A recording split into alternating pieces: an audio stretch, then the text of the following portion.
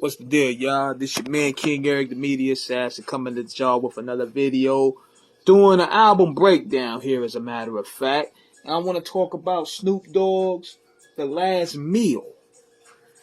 Now, the story behind creating this album was wild.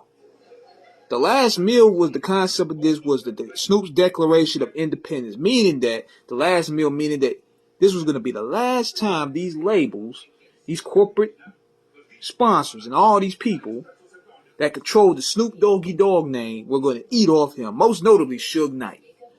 So this was happening around the time where him and Suge were really going to war. Death Row leaked the unreleased Snoop album titled Dead Man Walking to derail the release of the album, and even took some songs from the album and uploaded on their website. The F for Snoop, man. Then they, on top of that, released Too Gangsta for Radio, which was an all-out compilation dissing them niggas, and the video where he leaked Snoop and Dre's addresses. I mean, it got real messy. Now, listening to the album, I could tell there were some songs missing because of the leak, and therefore Snoop probably had to go ahead and replace them because he had no backtracking that was supposed to be on there. When I Wake Up with Goldie, I know with Goldie Loc was up there, and there was 3 other songs I believe that was missing there. So he went over here and replaced them. He recorded some new ones. And you could tell that listening to the album, even though it was good, it still felt rushed a bit because it felt like he had to record these new songs real quick to meet the deadline.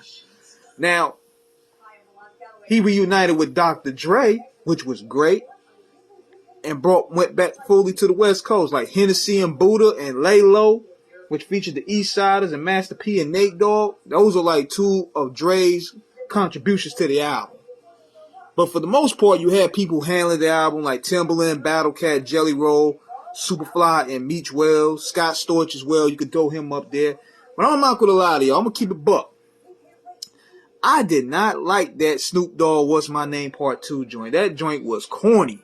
Snoop Dogg.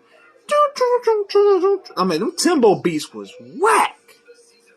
And to make it even worse, he fucked up the other joint with Set It Off, with MC Ren, Rage, Ice Cube, Nate Dogg, and Corrupt. Timbo, he ruined that beat. Like, that beat was corny.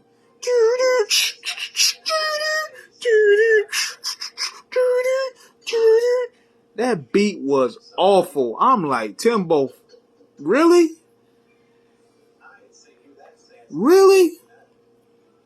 Even though I like MC Ren's verse, MC Ren tried to carry it out when he dissed Tamika Wright up there. But that beat was awful. But the rest of the album, however, was pretty good. Like, it was mostly a Cocaine and Snoop album.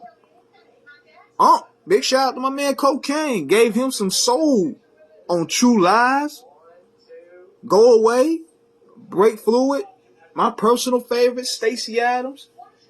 I like the joint Losing Control. That was real smooth. I be losing control, and I don't even know. Girl, you hurt me. I'm so bad trying to gain control. That is so dope. Now, there was other songs I didn't like either on here, like the joint with Ready to Ride with Eve. And I didn't like Back Up Off Me with Master P and the No Limit Soldiers, because it felt like, to me, those 2 songs were rushed. Like, he did that out of rush, and he did that other song out of Master P as a favor because he was a No Limit Soldier. So it sounded like a throwaway to me. But he closed it real good with Y'all Miss Me, with Cocaine on the hook. And Snoop let it be known who was the nigga that raised the blue rag on, who put that flag onto the sky. He was basically laying down his contributions to the game and let people know, like, y'all can put some respect on it. But overall, it was a good album. It could have been better if it had been for the leaks. And it could have cut off 3 or 4 songs after that. But for the most part, this was a good album for that year. 2000 had some crazy releases, man. I'm going to have to dig through my crates and give y'all some more breakdowns. So, let me know what you guys think in the comments. Subscribe, hit the like button. Peace.